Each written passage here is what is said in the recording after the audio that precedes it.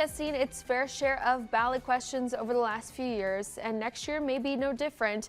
The group Advocates for All Nebraskans launched 3 ballot initiatives already, and now they've pushed out 2 more. These 2 deal with elections and could have lasting impacts if passed. 1011's Anthony D'Agostino breaks down both initiatives. It's been a hot-button issue since the last presidential election. Winner take all.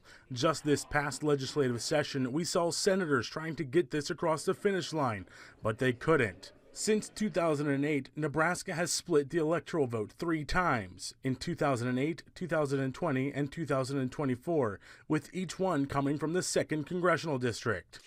This pattern has persisted through 3 rounds of redistricting, each one withdrawing the lines and reshaping who counts in CD2. The result?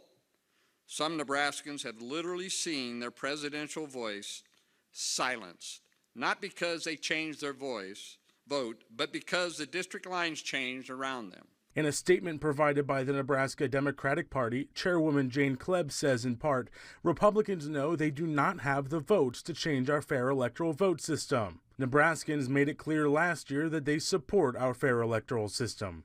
The other ballot initiative would drastically change how our elections are tabulated. Currently, the ballots are counted by machine. After that, there's a mandatory audit, and that's done by hand counting. Lancaster Election Commissioner Todd Wilgen explained not every precinct has to do it, and not every race is audited.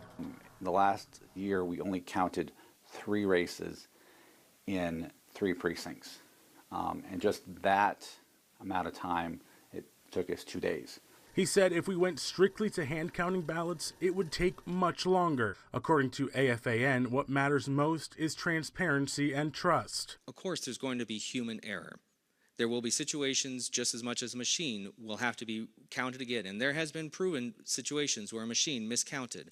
The petition also calls for open counting areas where the public and official election observers can watch. Wilgen says this provision will require a lot of money spent on security at counting locations, and they'll likely need to move everything to a large open facility like the event center. Secretary of State Bob Evans' office said in a statement that there's no justification for moving to a hand count of the ballots in Nebraska. We have many safeguards in place to assure the accuracy of the results, and the president's executive order on election integrity did not call for a hand count of ballots. Reporting in Lincoln, Anthony D'Agostino, 1011 News.